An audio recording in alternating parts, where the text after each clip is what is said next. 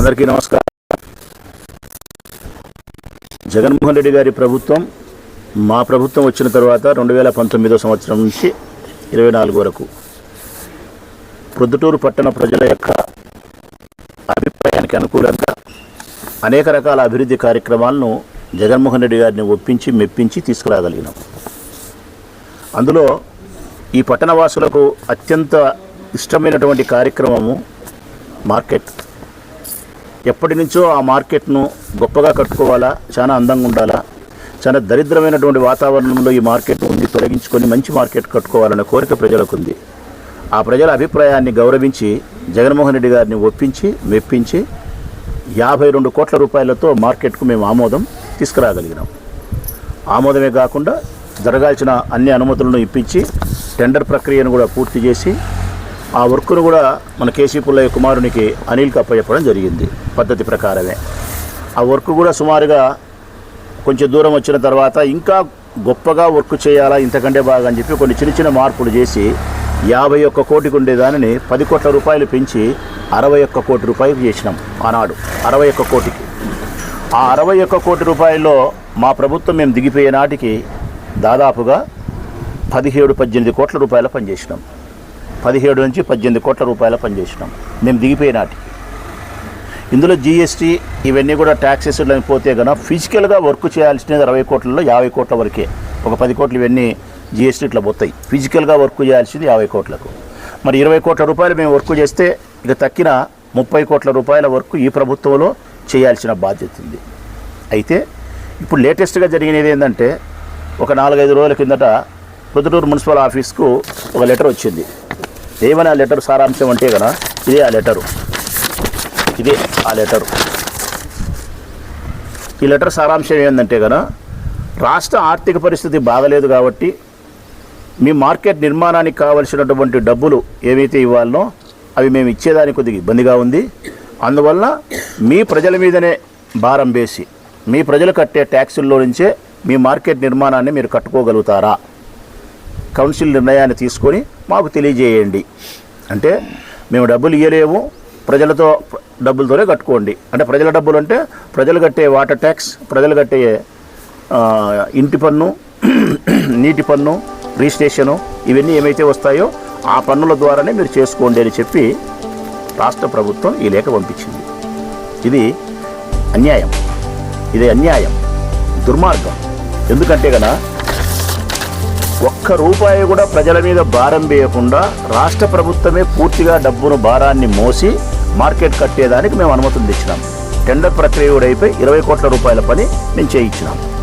ఇప్పుడు ప్రభుత్వం మారిన తర్వాత మా దగ్గర లెక్కలేదు, ప్రొద్దుటూరు పట్టణ ప్రజల మీద భారం వేసి మీరు కట్టుకోండి అంటే ఎంత అన్యాయం అసలుకి ఇది.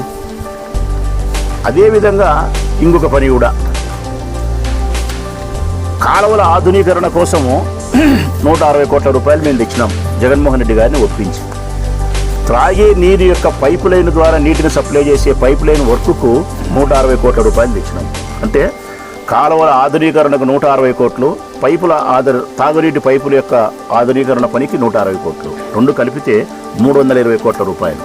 ఈ రెండు కూడా అన్ని సాంకేతికపరమైన అనుమతులు అయిపోయి, టెండర్ ప్రక్రియ అయిపోయి, కాంట్రాక్టర్ వర్క్ ఆర్డర్ అయిపోయి, అతని పని కూడా మొదలుపెట్టి రామేశ్వరంలో ఉండే వాటర్ ట్యాంక్ కూడా ఒకటి డెమాలిష్ చేసేసి ఒక 5%, 3%, 4% పని కూడా చేసినారు.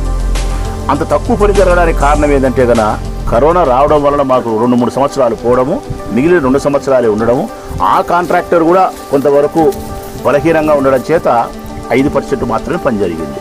ఇది కంటిన్యూగా ఈ పని కూడా జరగాల.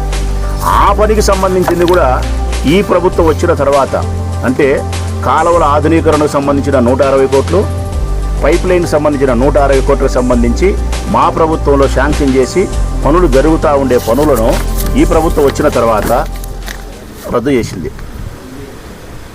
చేసింది. ఇదైతే తీర్మానంగా రద్దే, మళ్ళీ వేరే ప్రశ్నే లేదు. తీర్మానంగా రద్దు చేసినారు. దీనికైతే ఏమని రద్దు చేసినారు? 20% పని జరగలేదు కాబట్టి ఆంధ్రప్రదేశ్ రాష్ట్రంలోని అన్ని మున్సిపాలిటీస్లో 20% పనులు జరగకుండా ఉండే అన్ని పనులను కూడా మేము నిలిపేస్తానాము, రద్దు చేస్తానాము, ఈ పనులు రద్దు అని చెప్పి రద్దు చేసినారు. అంటే ఈ ప్రొద్దుటూరు పట్టణ ప్రజలారా, మీకోసం మీ సౌకర్యాల కోసం ఏమైతే నేను ఎమ్మెల్యేగా కొనసాగినప్పుడు మేమందరం కలిసి మా ముఖ్యమంత్రి గారిని జగన్మోహన్ రెడ్డి గారిని ఒప్పించి మీ అభివృద్ధి కోసం మీ అవసరాల కోసం తెచ్చిన పనులను మేము కొనసాగిస్తే చంద్రబాబు నాయుడు ప్రభుత్వం వచ్చిన తర్వాత ఈ ప్రభుత్వం ఈ పనులను రద్దు చేసింది. 2 పనులైతే రద్దు చేసింది, మార్కెట్ పనులైతే ప్రజలతో డబ్బు ఇప్పించుకొని కట్టించుకోని అంటుంది. ఇది తప్పు. ఇది 100కు 100% సరైనటువంటి పద్ధతి కాదు. మేమందరం ఈ ప్రొద్దుటూరు పట్టణ ప్రజలందరి తరపున గట్టిగా మేము ఈ ప్రభుత్వాన్ని ప్రశ్నిస్తూ ఉన్నాం, విజ్ఞప్తి చేస్తూ ఉన్నాం. తప్పనిసరిగా మీరు కాలువల ఆధునీకరణ పని జరగాల్సిందే. 160 కోట్ల రూపాయలతో పైప్ లైన్ వర్క్ జరగాల్సినదే. మార్కెట్కి సంబంధించిన పని యథావిధిగా గత ప్రభుత్వంలో జగన్మోహన్ రెడ్డి గారు ఏ విధంగా అయితే నిధులు కేటాయించినారో ఆ విధంగానే రాష్ట్ర ప్రభుత్వం యొక్క డబ్బుతోనే మార్కెట్ నిర్మాణం జరగాల తప్ప ఈ ప్రొద్దుటూరు పట్టణానికి సంబంధించిన పేద ప్రజల మీద భారం వేసి వాళ్ళ ట్యాక్సెస్ ద్వారా మార్కెట్ నిర్మించుకునే స్థితిని మాకు కల్పించొద్దు అని మేము ప్రభుత్వాన్ని చెప్తా ఉన్నాం. రేపొద్దున కౌన్సిల్లో మీరు చర్చకు తీసుకొస్తారు, కమిషనర్ గారు తీసుకురావాలా, తీసుకొచ్చినా కానీ కౌన్సిల్ ఏకాభిప్రాయంతోనే ఆమోదిస్తుంది, దాంట్లో ఏం డౌట్ లేదు. ప్రొద్దుటూరు పట్టణ ప్రజల యొక్క ట్యాక్సెస్తో వాళ్ళ మీద పన్నుల భారాన్ని వేసి ఈ మార్కెట్ మేము నిర్మాణం చేయలేము కాబట్టి రాష్ట్ర ప్రభుత్వమే చెల్లించాలని చెప్పి కౌన్సిల్ కూడా తీర్మానం చేస్తుంది. మరి ఈ పనులన్నిటినీ నారా చంద్రబాబు నాయుడు గారిని ఒప్పించి తీసుకొచ్చి ప్రజలకు అందించాల్సిన బాధ్యత ఎవరి మీద ఉందంటే నంద్యాల వరదరాజు రెడ్డి గారి పైన ఉంది. ఎందుకంటే ఆయనకే ప్రజలందరూ ఓటేసినారు, ఆయన ఎమ్మెల్యేగా గెలిపించుకున్నారు కాబట్టి ఎమ్మెల్యేగా ఆయన బాధ్యతలు ఆయన సక్రమంగా నిర్వర్తించే క్రమంలో చంద్రబాబు నాయుడు గారి దగ్గరికి పోవాలా, మున్సిపల్ శాఖ మినిస్టర్ నారాయణ గారి దగ్గరికి పోవాలా, తప్పనిసరిగా మార్కెట్కు డబ్బులు మీరే ఇవ్వాల్సిందని చెప్పి కన్విన్స్ చేయాల్సిందే. ఒకవేళ నారాయణ గారి చేతిలో లేకపోతే ముఖ్యమంత్రి గారి దగ్గరికి పోయి ముఖ్యమంత్రి గారినైనా ఒప్పించుకోవాల్సిందే. ఈ 2 పనులు కాలువలు పైపు లైన్ పని ఏదైతే ఉందో వాటిని ఇంతకంటే మెరుగ్గా చేస్తామని చెప్పి మళ్ళీ రివైజ్డ్ అంటే మరొక్కసారి ప్రణాళిక తయారు చేయండి అంతకంటే మెరుగ్గా అని చెప్పి నేను కౌన్సిల్లో కూడా అజెండాగా తీసుకొచ్చినారు. అంటే మళ్ళీ ఒక డిపిఆర్ తయారు చేస్తున్నారు, డీటెయిల్డ్ ప్రాజెక్ట్ రిపోర్ట్. అంటే కాలువల ఆధునీకరణ మేం చేసిన దానికంటే గొప్పగా డబ్బు పెంచి ఎట చేయాలా, పైప్ లైన్ అప్పటికంటే గొప్పగా ఏం చేయాలా, వాళ్ళు రద్దు చేసినారు, మళ్ళీ మీరు డిపిఆర్ తయారు చేయండి. ఆ కొత్త ప్రణాళిక ద్వారా నేను ముఖ్యమంత్రిని ఒప్పించి ఫండ్స్ తీసుకొస్తాను అని చెప్పి పెట్టినారు. ఆ డిపిఆర్ చేయాలంటే మళ్ళీ 1-2 కోట్ల రూపాయలు మున్సిపాలిటీ డబ్బు కట్టాలి. మున్సిపాలిటీ డబ్బు ఆ డిపిఆర్ కట్టిన తర్వాత ఆ ప్రణాళిక తీసుకొని ముఖ్యమంత్రి గారి దగ్గరికి పోతే ముఖ్యమంత్రి గారు ఇప్పుడు 320 కోట్లు ఏది రేపు 400 కోట్లు అవుతుంది. 400 కోట్లు కన్నా రిలీజ్ చేయకపోతే కనుక ఈ డిపిఆర్కి అయ్యే 2 కోట్లు కూడా ఏట్లో వేసినట్టే అవుతుంది.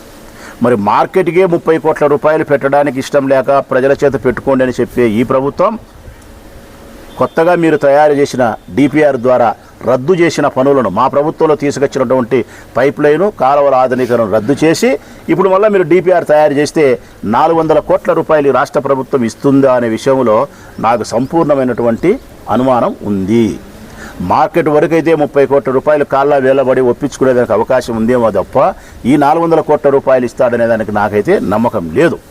మరి నా నమ్మకం తప్పు అని చెప్పి నిరూపించే దానికోసం వరదరాజిరెడ్డి గారు ఛాలెంజ్గా తీసుకొని ఆ 2 పనులను ముఖ్యమంత్రి గారిని ఒప్పించుకొని కాలువల ఆధునీకరణ తీసుకురావాలా, పైప్ లైన్ వర్కులు తీసుకురావాలా, మార్కెట్కు సంబంధించి 1 రూపాయి ప్రజల మీద వేయకుండా యథావిధిగా కొనసాగించే కార్యక్రమం